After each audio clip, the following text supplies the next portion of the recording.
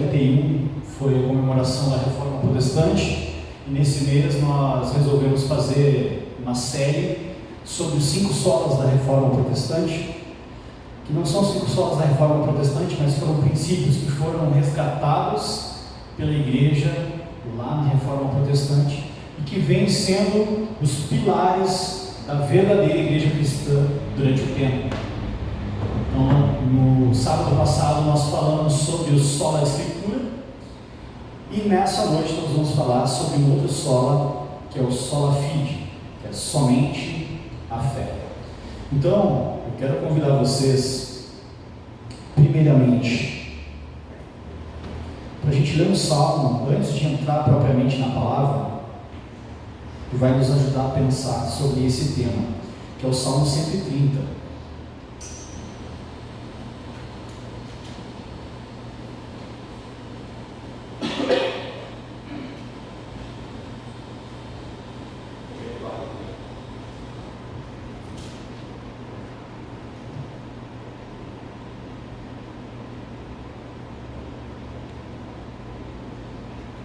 Todo mundo achou?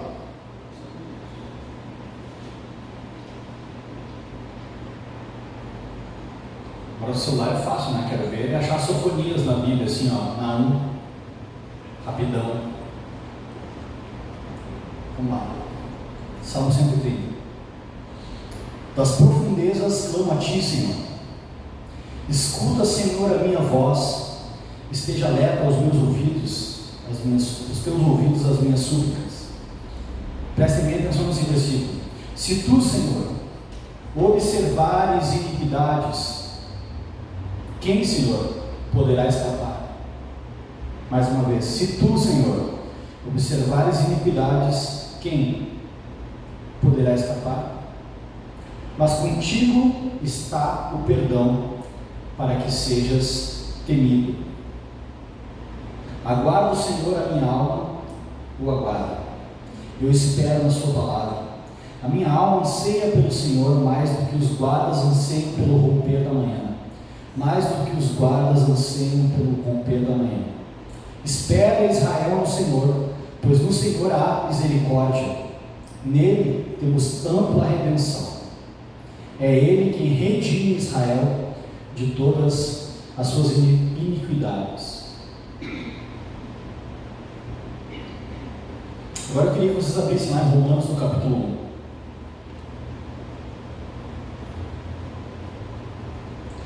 Enquanto vocês abrem em Romanos capítulo 1, eu queria pensar com vocês algo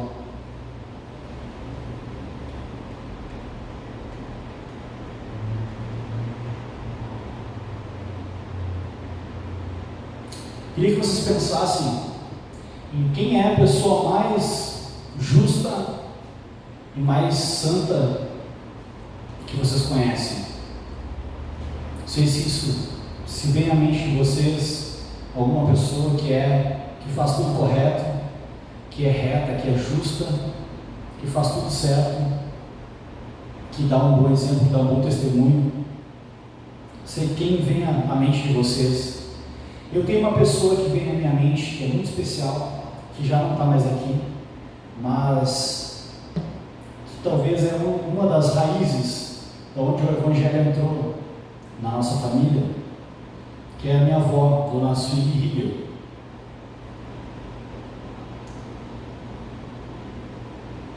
Ela é mãe da minha mãe e eu sempre penso com muito carinho na minha avó.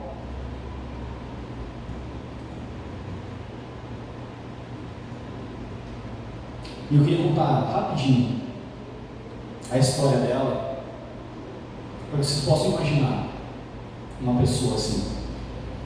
Minha avó, ela era luterana, por isso que eu estou citando ela, a gente está falando de Lutero, né? Não, estou brincando. Mas a minha avó era luterana, era uma senhora cristã, mas ela tinha um marido alcoólatra que batia nela, tinha filhos problemáticos, alguns alcoólatras, outros dependentes químicos. mas nada disso era capaz de diminuir a sua fé. O louvor estava sempre nos seus lábios, mesmo em meio às tormentas da vida, ela estava sempre cantando. Quando eu escuto alguns louvores antigos, ainda ouço a sua voz aqui no meu coração, como se ela estivesse cantando. Dentro da casa que a gente morava, ela cantava no coral, então ela tinha uma voz bem encostada assim. Então quando a gente canta alguns louvores clássicos, eu ainda lembro da voz da minha avó cantando isso. Aquela música, hein, mãe? Aclame ao Senhor toda... Eu posso ouvir a voz da minha avó cantando essa música. Toda vez que toca essa música, eu escuto ela cantando no fundo. Além de ser cantora de coral, as palavras dela eram sempre carregadas de fé e esperança. E as suas boas obras eram uma adorno do seu caráter. Minha avó morava em Cachoeirinha, ela já era uma senhora de idade. Ela tinha muitas varizes, tinha dores nas pernas. E ela não media esforços para sair de Cachoeirinha e ir nos visitar. A gente morava aqui no Belém Velho, em Cão. E toda vez que ela vinha lá de Cachoeirinha, ela trazia debaixo do braço uma galinha para fazer de almoço e um chocolate para as crianças.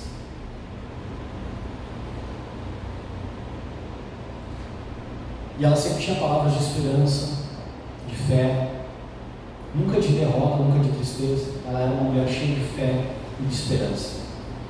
Talvez a minha avó foi um dos exemplos de cristão mais verdadeiro que eu conheci na vida. A ponto de, no enterro dela, um primo meu que é ateu, ele falou assim: se é que Deus existe e se é que existe o céu, a dona Luli vai estar lá, a dona Sueli vai estar lá. Se ela não foi? Se a dona Luli não foi para o céu, ninguém mais vai, ele falou. Na cabeça dele, se vai ao céu por duas obras, e ela tinha muitas.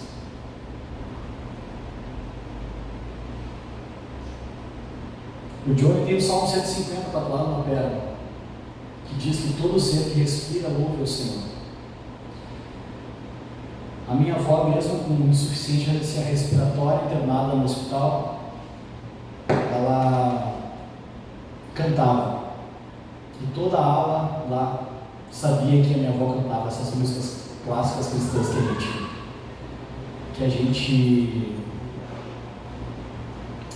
que eu sempre lembro. Teve um dia que ela não cantou mais.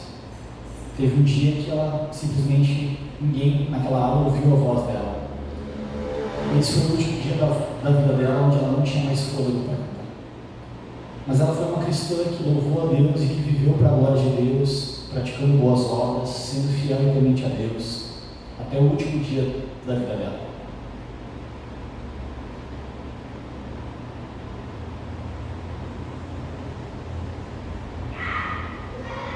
Eu quero pegar esse relato do meu primo para falar sobre uma doutrina cristã que se perdeu, talvez, no meio evangélico, que se perdeu no meio da Igreja Católica durante um bom tempo, que é a doutrina da justificação pela fé. Talvez, se tu é novo na fé, tu não faz nem ideia, né? Que é essa justificação pela fé?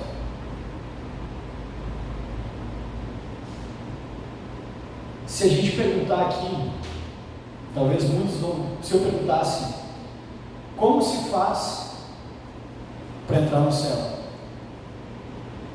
Muitas pessoas responderiam: faça coisas boas, obedeça a Deus e você vai entrar no céu.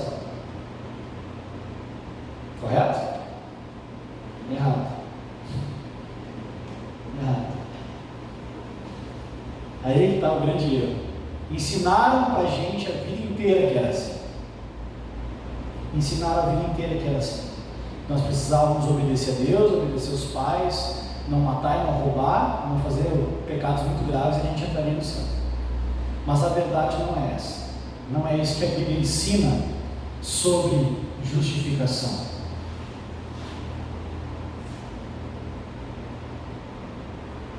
E agora sim eu quero ler um texto com vocês que está lá em Romanos capítulo 1, a partir do versículo 15.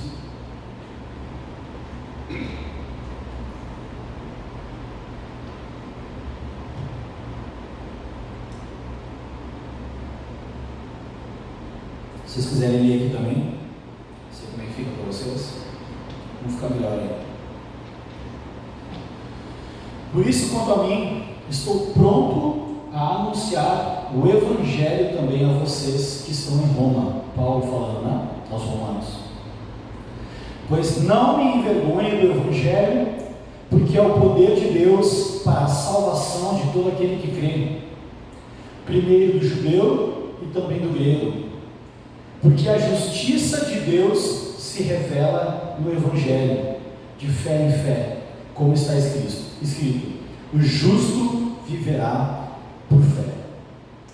A ira de Deus se revela do céu contra toda a impiedade e injustiça dos seres humanos, que por meio da injustiça suprimem a verdade.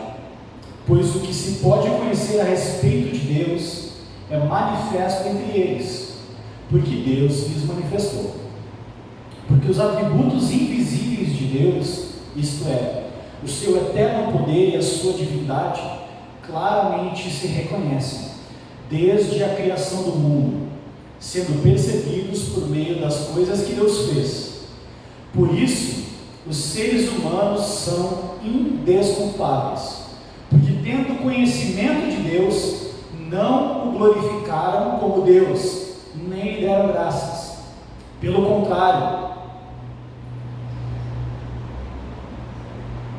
se tornaram nulos em seus próprios raciocínios, e o coração insensato deles se obscureceu.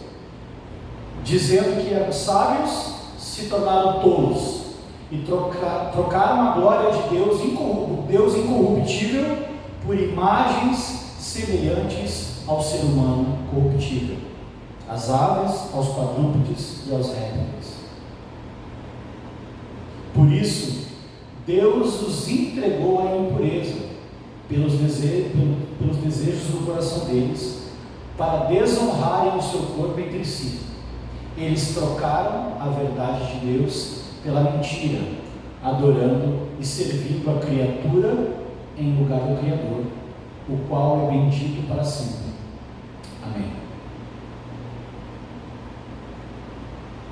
Então, começando lá no início, Paulo falou: eu não me envergonho do Evangelho, pois o Evangelho é o poder de Deus para a salvação de todos os homens. Eu sempre faço uma pergunta para as pessoas, e eu sei que muito em breve vocês vão estar carecas de saber me responder. O que é o Evangelho? Aí está a resposta.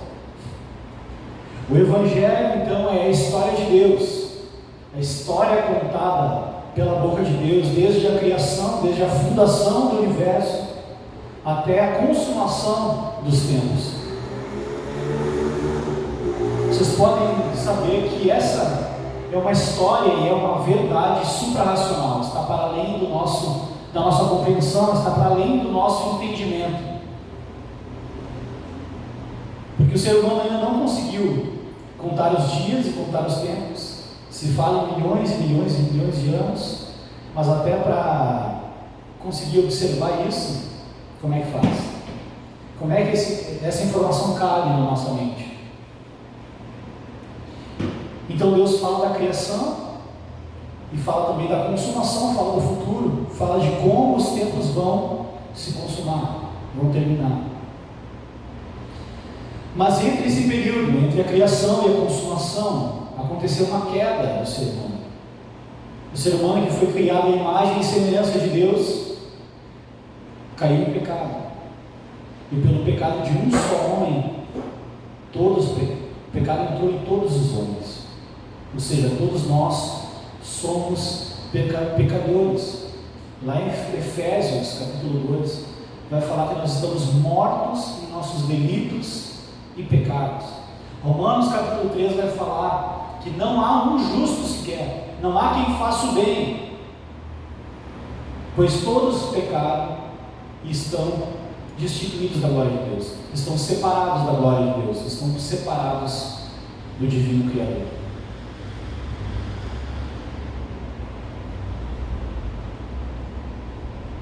Hoje, com tanta informação que nós recebemos nas redes sociais, na internet, há tanta confusão que o ser humano não consegue mais saber o que é a verdade. Talvez essa foi uma pergunta que o ser humano sempre se fez: o que é a verdade? Muitas religiões falam sobre esse tema, que cada um tem a sua verdade, outros fazem outros tipos de afirmação, mas só o cristianismo, que é uma religião singular, distinta de todas as outras, fala que Jesus é a verdade, que o Evangelho é a verdade de Deus, que essa narrativa que eu acabei de explicar para vocês, da criação, da queda, da redenção, da consumação dos séculos, é a verdade. Então o homem vem procurando, de alguma maneira, se primeiro encontrar a verdade e se reconectar de alguma maneira a essa força criadora, a esse Deus criador que criou todas as coisas. A gente fez uma série esse ano chamada Religare, que também falou a respeito disso. Falou de como acontece a salvação, de como o homem é religado a Deus. Então a gente vem falando sobre isso já há algum tempo, porque isso é fundamental a gente entender. Olha como a gente pode ser facilmente confundido por causa da cultura e por causa daquilo que é dito para nós. É dito para nós desde pequeno que se nós fizermos tudo certo, se nós não matarmos ninguém, não roubarmos, nós vamos para o céu. Como se fosse uma balança entre os nossos pecados. Se tu fizer mais boas obras do que pecados, tu vai para o céu. Mas essa balança não existe. A palavra de Deus fala que se nós quebrarmos um preceito da lei, nós somos réus de toda a lei de Deus. O pastor Hernandes Dias Lopes fala que se nós, faça uma conta rápida, matemática, vai dizer que tu é um cara muito devoto e muito santo, e tu peca só 3 vezes por dia, só 3 vezes por dia, 3 vezes 7 dá 21 vezes por semana, por mês são 30 dias, vezes 3, são 90 pecados por mês, agora multiplica por 12, e agora multiplica esse número pelo número de anos que vive um ser humano médio nos nossos dias. Olha a quantidade de pecado que a gente acumula ao longo da vida. Isso quer dizer que nós somos indesculpáveis diante de Deus. E a pergunta que a gente deve fazer agora, existem 2 possibilidades, né? Ou a gente fala, e daí? Ou e agora? Como é que a gente faz para resolver essa equação? Isso se a gente pecar só 3 vezes por dia, né? No meu caso é bem mais, não sei de vocês. Faz uma conta rápida aí. Com certeza todos nós estamos no SPC de Deus, né? No Serasa, todos os órgãos que a gente está mal, né? E agora eu tenho uma notícia pior ainda para vocês. Antes de dar a notícia boa, tá? Calma. Primeiro as más notícias, depois a gente fala das boas notícias. Além de nós termos uma enxurrada de pecado, uma conta inumerável de pecados, não há nada que nós possamos fazer para que esses pecados sejam perdoados. Nenhuma boa obra, nada que nós façamos é capaz de trazer perdão para esses nossos pecados. Meu Deus, que verdade. Eu quero falar sobre um outro homem que também fez essa mesma conta que nós.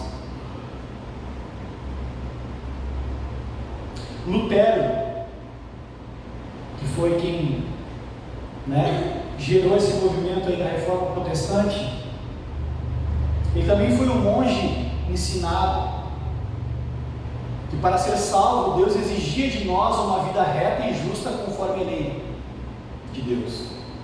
E assim Lutero cresceu odiando a Deus, primeiro por exigir o que ele não podia dar, e depois por entregá-lo ao fracasso. Lutero não foi um simples monge, Lutero foi um monge por excelência. Lutero estava disposto a fazer tudo o que estava ao seu alcance para salvar a sua alma e a alma dos seus familiares e a alma de outros, porque se acreditava que se pagasse indulgências, conseguia tirar os seus familiares do inferno. Imagina, que mentira, né? A gente não consegue nem pagar pelos nossos próprios pecados, quanto mais tirar alguém do inferno. Lutero passava horas no confessionário, não uma vez por semana, ele passava todos os dias, confessando pecados e mais pecados, a ponto do discipulador, daquele padre que ensinava Lutero, que ouvia os pecados de Lutero no confessionário, falar: Lutero, volte aqui quando você tiver pecado de verdade, faça alguma coisa grave para você poder se confessar. Lutero fazia penitências, autoflagelo, né, se chicoteava, como se isso fosse capaz de expurgar os seus pecados, expiar os seus pecados.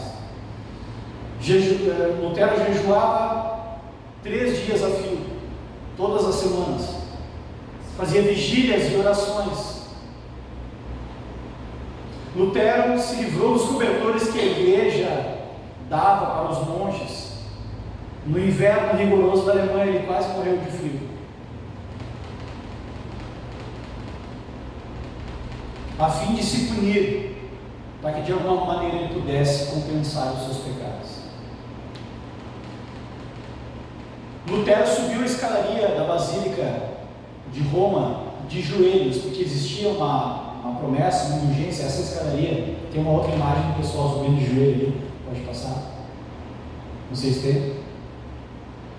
Mas essa escadaria são 28 degraus. E aí a Igreja Católica falava que se você subisse em cada degrau rezasse o Pai Nosso, você conseguiria tirar um familiar seu do inferno. Lutero subiu 4 vezes para tirar todos os seus avós, e ele escreveu de próprio punho que lamentava que seus pais não tinham morrido ainda, porque eles teriam subido mais 2 vezes para poder também tirar os seus pais. Esse era Lutero, um homem justo, um homem bom, um homem que queria fazer a vontade de Deus e obedecer a Deus.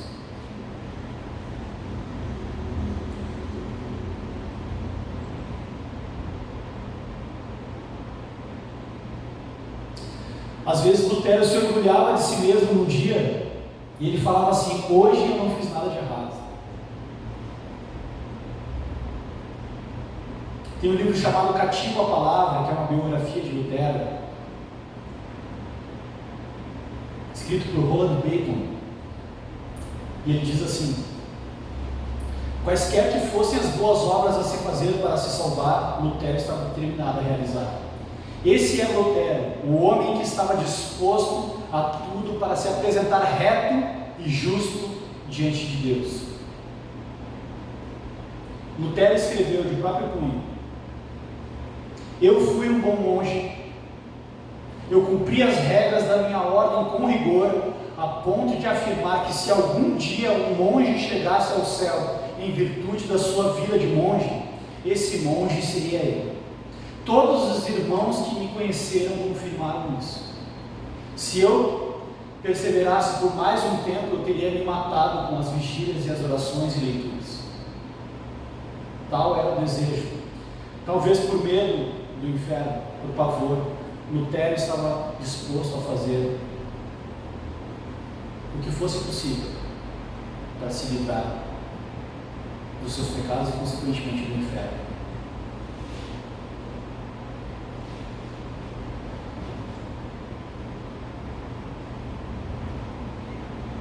Então eu contei a história da minha avó, uma senhora devota, foi fiel a Jesus até o final da sua vida. Contei aqui a história de Lutero, um monge por excelência.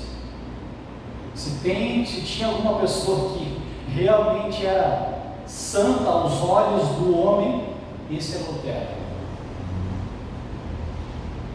Mas a gente chega a uma constatação diante do que a gente leu na palavra: nenhum ser humano, por mais devoto, bondoso e misericordioso que seja, correto e justo, pode se salvar sozinho. Todos nós precisamos de um Salvador. Às vezes nós preferimos omitir a verdade e pensar e considerar só a parte boa das pessoas. Mas a minha avó e Lutero e todos nós aqui somos pecadores, falidos, caídos, destituídos da glória de Deus. Nós omitimos essa verdade porque a verdade por si só já é uma ofensa. Isso já é uma ofensa. Esse tipo de pregação que revela o pecado do ser humano, a corrupção do ser humano, não está mais na moda. As pessoas querem vir para a igreja por causa do dinheiro, por causa do sucesso, das bênçãos que Deus pode dar.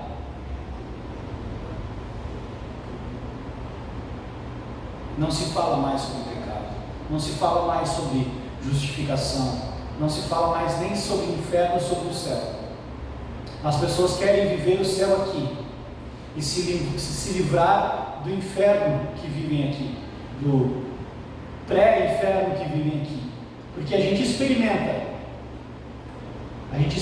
um pouco da desgraça, da tristeza, do sofrimento, mas isso aqui é só o início de um sofrimento eterno.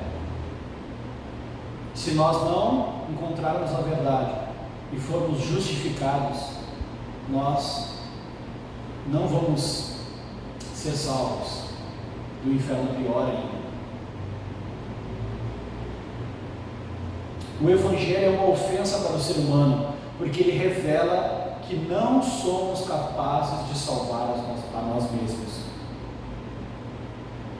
Nós somos incapazes, incompletos, imperfeitos. A gente até canta uma música assim, né?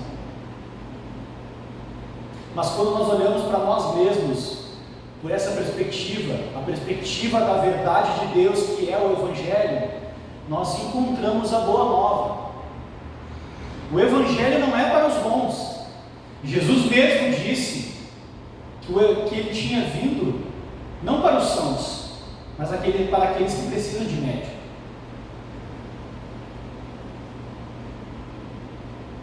A boa nova do Evangelho é essa: Jesus veio para salvar pecadores como eu e você.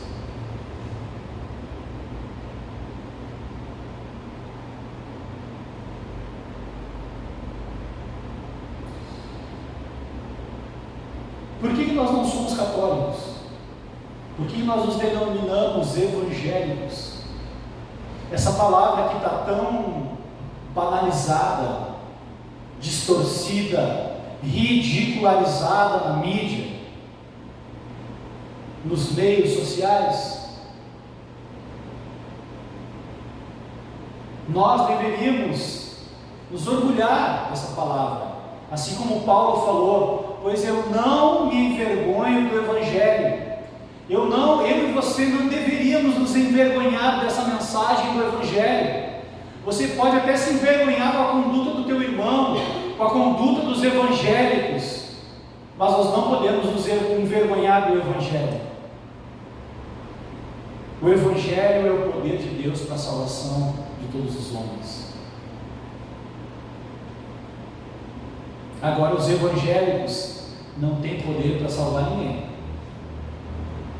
mas o Evangelho sim.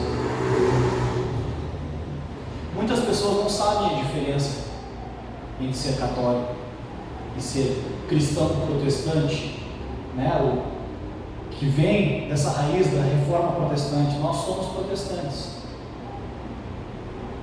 Nós bebemos e cremos nessa teologia. Os católicos creem que Deus vê as boas obras das pessoas e faz uma medição, faz uma análise, joga no Excel e dependendo do resultado, ele concede então a salvação, a justificação baseada em uma análise de comportamento. Isso é o que os católicos creem. Mas nós não. Na teologia protestante, a justificação vem de fora. Ela não faz parte da natureza humana. O ser humano não tem nada de bom para oferecer para Deus. A justificação, a salvação, é uma dádiva, é um presente, é um dom, ela é dada gratuitamente.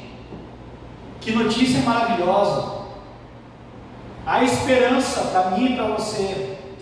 Por mais pecador que você se sinta, quando você se olha no espelho, você talvez não gosta do que vê, mas há sim esperança para mim e para você, não baseado na minha e na sua performance, não baseado enquanto você é correto nas suas finanças, nas coisas que você faz, na sua moralidade, mas baseado na justiça de Jesus.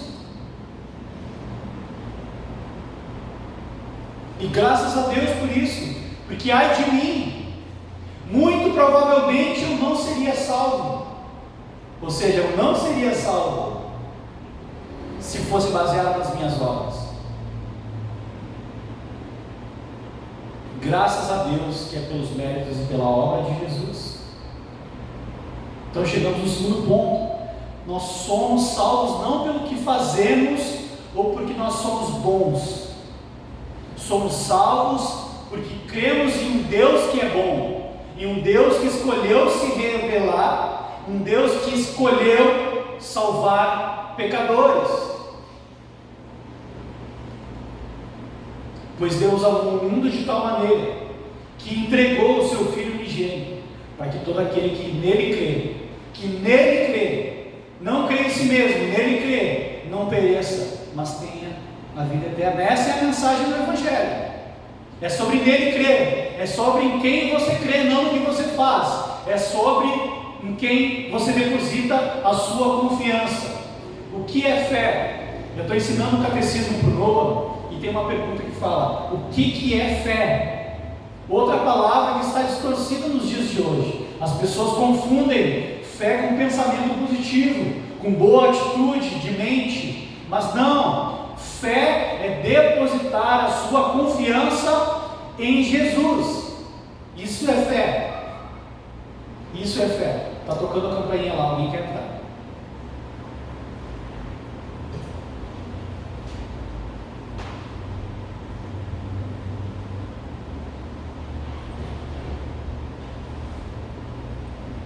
É por isso que eu bato tanto na tecla de que as músicas cristãs hoje não tem nada de cristãs nem de evangélicas, não tem o conteúdo do Evangelho.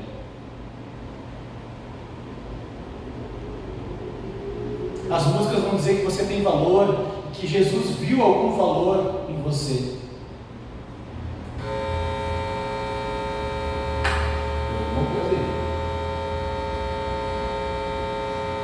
E por ele ter visto esse valor em você, ele morreu por você. Ele viu algo que ninguém vê. Ai, doçura, fofura, linda. Deus viu algo em você que ninguém viu. Essa não é a verdade. É gostoso de ouvir isso. É bom para o nosso ego ouvir isso. É ou não é? É bom saber que alguém se importa. A música diz, né? Você é um espelho que reflete a glória do Senhor. Não chore se o mundo ainda não notou. Mas isso não é verdade. Isso é uma deturpação da mensagem do Evangelho. Quem escreveu essa música ainda não entendeu o Evangelho. Ainda é católico. Ainda está com o velho pensamento.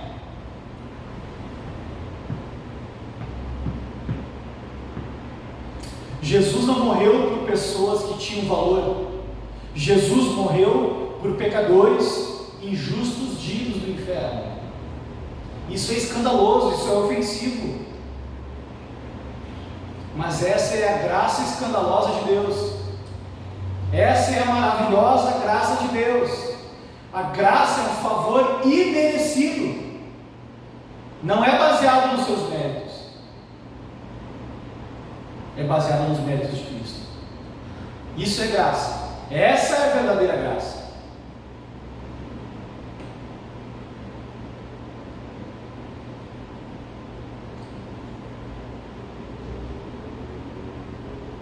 Nós não temos como oferecer boas obras para que Jesus nos dê da sua justiça. Então essa doutrina da justificação pela fé, ela explica o seguinte: nós chegamos com um punhado de pecados diante de Jesus, reconhecendo que nós somos pecadores, e nós entregamos esses pecados e essa vida de pecado para Jesus. E esses pecados na cruz, eles foram imputados em Jesus, eles foram colocados sobre Jesus,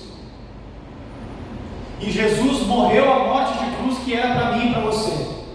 Então aqui na igreja nós costumamos dizer que Jesus não morreu por você, Jesus morreu no seu lugar, porque aquela cruz era para você, aquela cruz era para mim.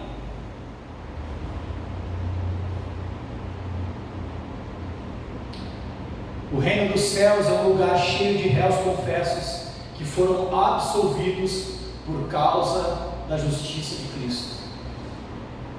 É como se eu tivesse matado alguém e eu sou culpado por esse delito, e o meu melhor amigo assume a culpa do meu delito e vai preso e sofre a consequência desse erro no meu lugar.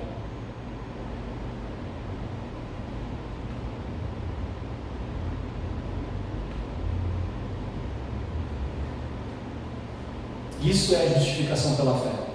Nós depositamos todo o nosso pecado, depositamos a nossa vida de pecado em Jesus, e Ele imputa em nós a sua justiça. Jesus foi justo, Jesus não teve pecados. Jesus viveu uma vida reta e uma vida justa. E é por isso que Ele é o único que pode emprestar a sua justiça para nós.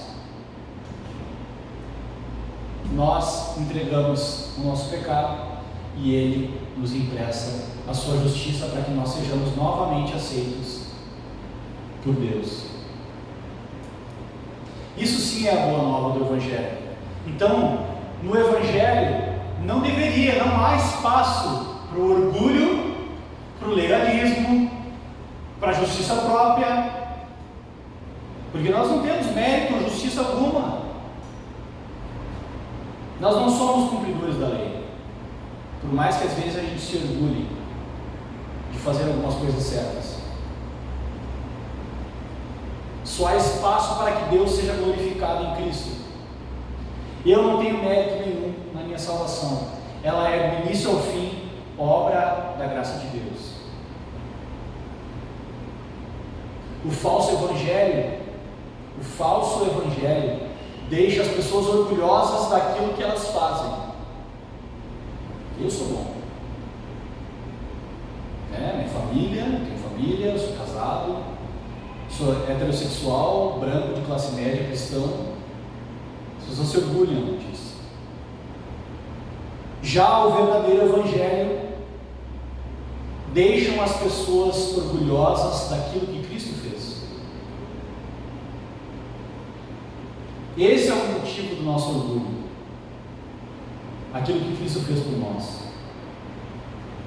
Então Jesus é o único Salvador possível para mim e para você. Faça uma pesquisa rápida sobre outras religiões, vê se há tanta clareza de criação, de queda, da corrupção do homem, da maldade, dessa obra redentora da cruz e dessa consumação dos séculos, ao lado desse Redentor, com essa justiça emprestada que nos insere no reino de Deus. Que narrativa maravilhosa da mente brilhante de Deus. Um homem não poderia ter inventado essa história. porque está para além da nossa racionalidade.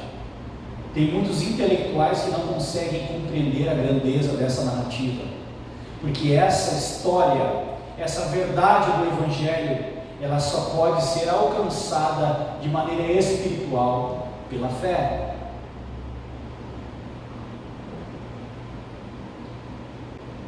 Ele é o único que foi considerado justo conforme a justiça de Deus, Jesus. Jesus morreu a nossa morte para que pudéssemos viver eternamente com Ele. 2 Coríntios capítulo 2, versículo 5. 2 Coríntios capítulo 5, versículo 21 diz: aquele que não conheceu o pecado, Deus o fez pecado por nós, para que nele fôssemos feitos justiça de Deus. O Evangelho nos humilha, o Evangelho nos iguala. Teve o caso da Mariana Ferrer essa semana, que comoveu a internet. De fato, algo horrível aconteceu, digno de ser repudiado, de ser denunciado. Mas a pergunta que eu faço: será que nós somos tão ávidos de denunciar os nossos próprios pecados como nós denunciamos o pecado desse rapaz na internet? Será que nós ansiamos tanto por justiça, uma justiça que recairia sobre o nosso pecado com a mesma intensidade? Pasmem com o que eu vou dizer: nós não somos diferentes desse cara. Somos tão pecadores quanto, somos tão necessitados da graça de Deus quanto. O Evangelho nos humilha. O Evangelho humilha o ser humano e exalta o Deus da misericórdia e o Deus da bondade. Uma vez pegaram uma menina estudiosa da Rússia, que nunca tinha tido contato com o Evangelho, e deram uma Bíblia para ela, e trancaram ela numa sala lá, e falaram: faça uma pesquisa e ache na Bíblia evidências de que o Deus cristão é um Deus cruel, é um Deus maligno. E no final do estudo dela, ela reconheceu: eu quero servir esse Deus, porque esse é um Deus bondoso e de misericórdia. Esse é o nosso Deus. Esse é o Deus que se revela a nós através da palavra. Esse é o Deus que nos justifica, que é justo e justificador.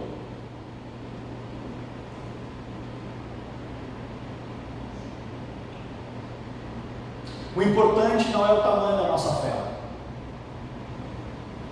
Vocês lembram? Fé do tamanho de um grão de mostarda. Vocês já foram no Zafari lá ver o tamanho de um grão de mostarda? O importante não é o tamanho da sua fé. Todo ser humano, por ser pecador, por ser falido, a nossa fé é vacilante, é errante. Nós não somos super crentes. Não vamos fingir. Nós buscamos sim a Deus, buscamos crescer no Evangelho. Precisamos crescer, precisamos buscar mais, fazer mais talvez, para desfrutar da alegria de Deus e da presença de Deus. Não para conquistar o favor de Deus, mas porque nós já conquistamos, nós já ganhamos de graça. Nós precisamos apenas desfrutar de Deus. O importante não é o tamanho da nossa fé, mas é em quem nós depositamos esse grãozinho de mostarda de fé. Não adianta ter muita fé em um Deus que não existe. Mas se você tiver uma fé pequena em um Deus grande, em um Deus infinito, a sua fé se torna gigante. Deposite a sua fé em Jesus, o autor e consumador da fé.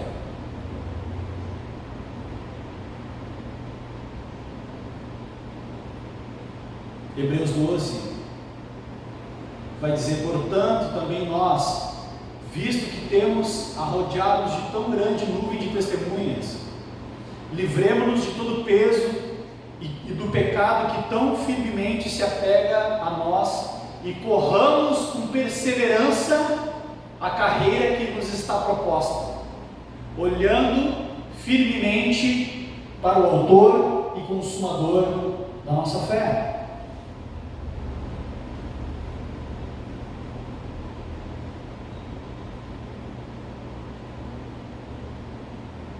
Mas você deve estar pensando: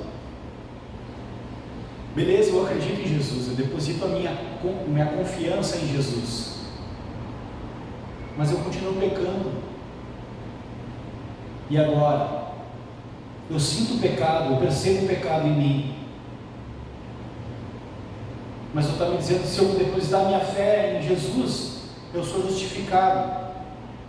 Então, no meio da reforma protestante, Lutero cunhou um termo que até hoje é explicado, que é essa justificação pela fé, que é um termo em latim que é simul justus et peccator, que é simultaneamente pecador e justo.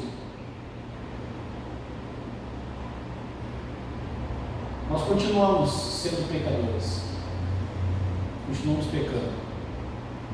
Não é porque nós cremos em Jesus que nós paramos de pecar, mas mesmo sendo pecadores, nós somos justificados por causa de Jesus.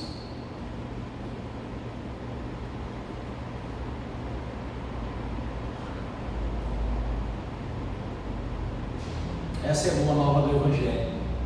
Deus nos declara justos, mesmo nós sendo pecadores.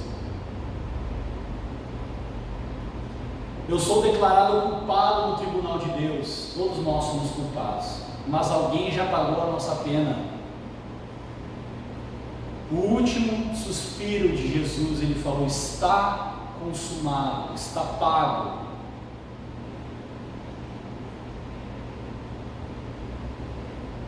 Cristo morreu não por nós, mas no nosso lugar. Cristo é a justiça de Deus sendo imputada a nós. Deus é amor e justiça.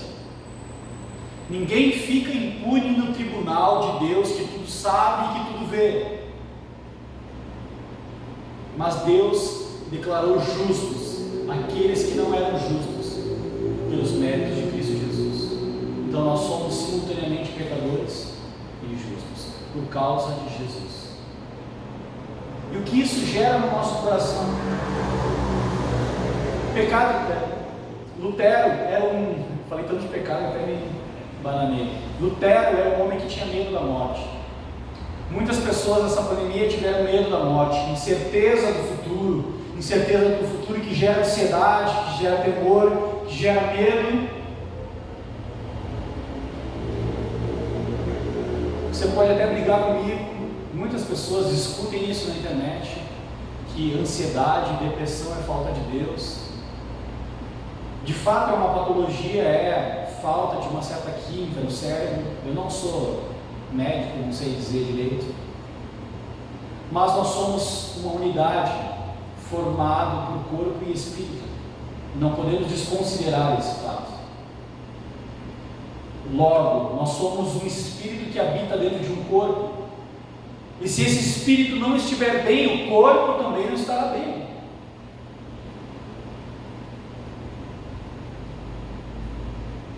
E talvez é muito mais difícil resolver as complicações dos problemas do corpo do que do espírito, porque as complicações do espírito se resolvem pela fé. Deposite a sua fé em Jesus, confie em Jesus, nesse Deus que foi apresentado hoje.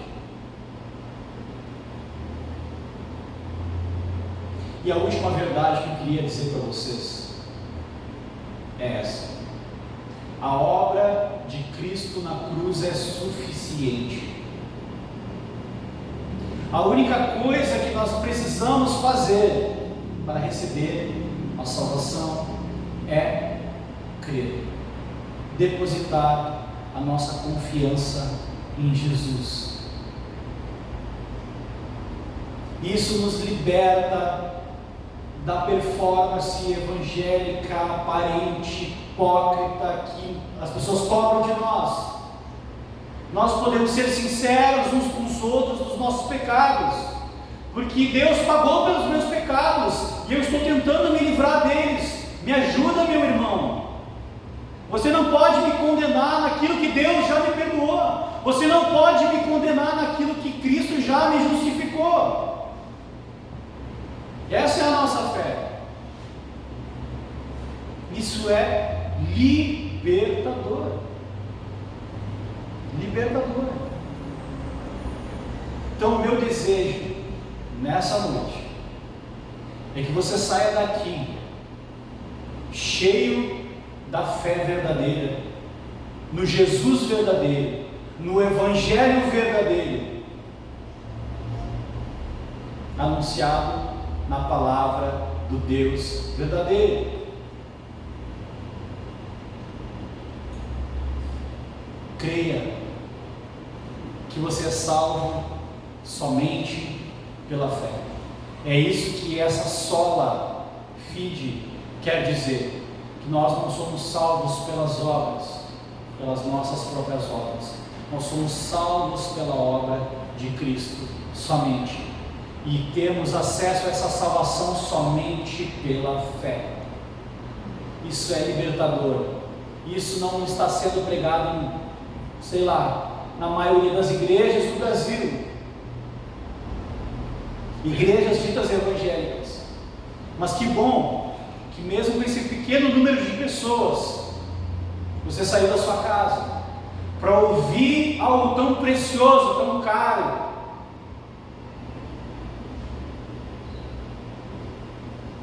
que talvez você não teria encontrado se tivesse ido em outro lugar. Mas Deus escolheu esse momento para trazer esse alívio, esse bálsamo e esse desafio também, de você depositar completamente a sua fé em Jesus. Vamos orar? Senhor Jesus, nós cremos que nós não podemos salvar a nós mesmos.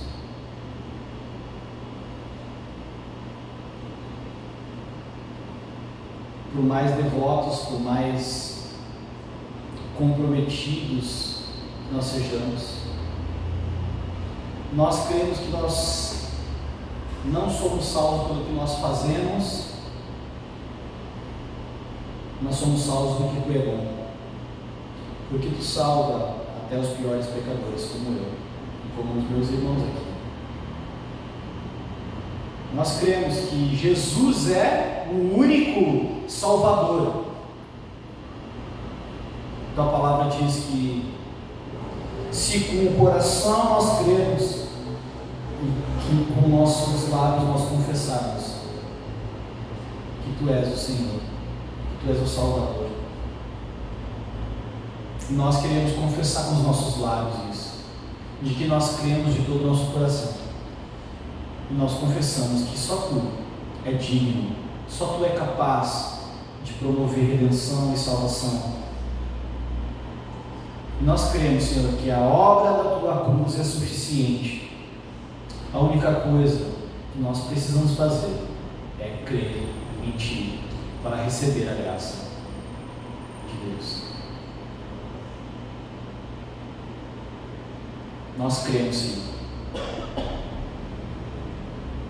Reparte conosco a Tua graça, a graça do Teu Evangelho, Senhor, da Tua salvação. Nós possamos sair daqui, Senhor, encorajados, satisfeitos, felizes, sem o fardo e sem o peso de termos que agradar e corresponder às expectativas que as pessoas têm a nosso respeito. Mas que nós possamos também, Senhor, viver uma vida que Te glorifique, Deus. Uma vida para a Tua glória, Deus, em tudo que nós fizermos, em nome de Jesus, amém, amém, amém, amém?